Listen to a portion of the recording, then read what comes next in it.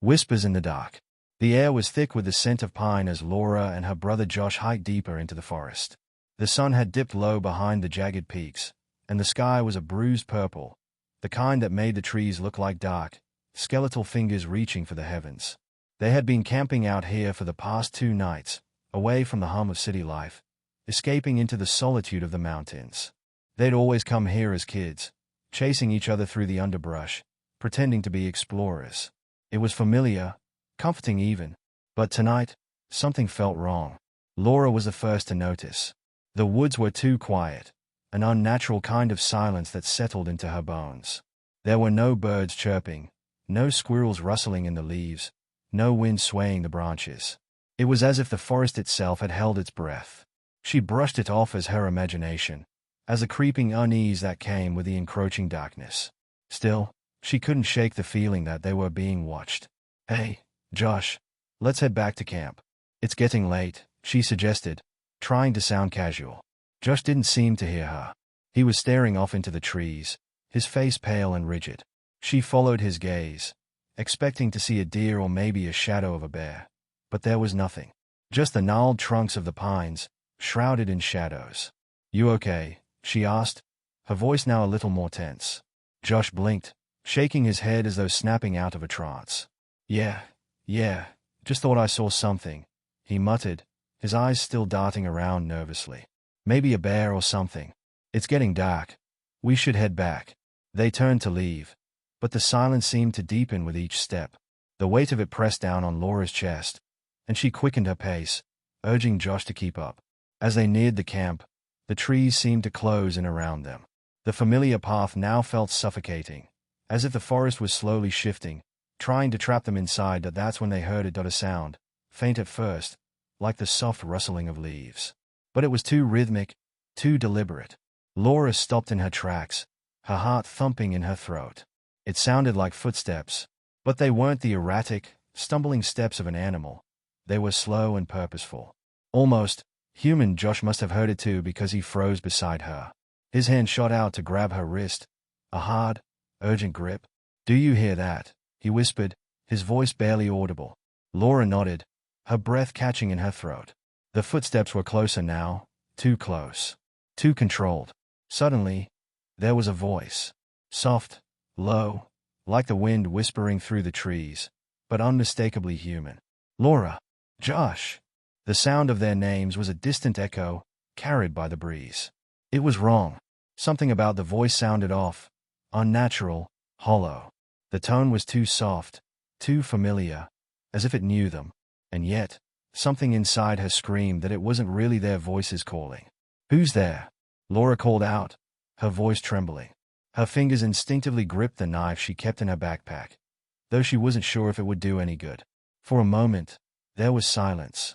Then, the voice returned. "Come closer. We miss you." The hairs on the back of her neck stood up.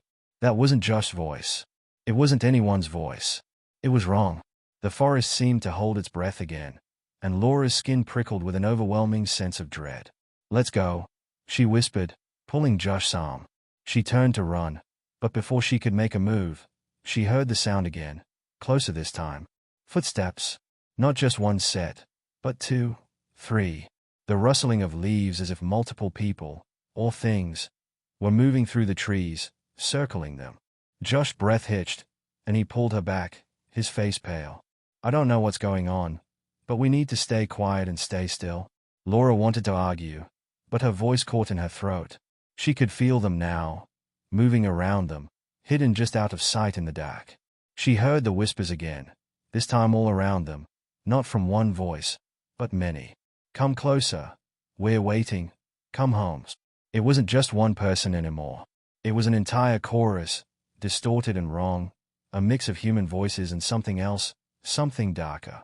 Josh's hand gripped her tighter. His eyes were wide, searching the trees, scanning the shadows for movement. "We have to get to the truck," he said, his voice barely a whisper. "Move now. Don't look back." They ran.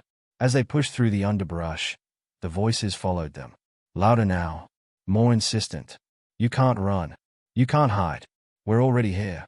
Laura's lungs burned as she forced herself to keep going, but her legs felt like lead. The truck was still a mile away, and she could feel the cold tendrils of panic creeping up her spine. The voices had stopped speaking, but the air felt thick, like the forest itself was watching, waiting for them to falter. And then, just as they were nearly at the truck, they saw it. A figure standing at the edge of the clearing. A man. At least, that's what it looked like at first. But something was wrong. Its body was too tall, too thin, and it moved unnaturally. The skin, pale and stretched too tight over bones, was mottled, like something that had been burned or scarred. Its face was blank, featureless, save for the dark eyes that gleamed in the moonlight. And then, with a bone-chilling crack, its body shifted. It wasn't a man at all. The skin stretched and tore, revealing something else beneath it, a twisted, grotesque thing that had once been human. It moved with a jerky, unnatural gait, its legs bent backward, its arms too long.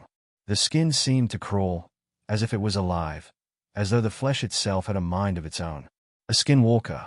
Laura froze, her blood turning to ice. She had heard the stories. Old legends whispered by her grandmother.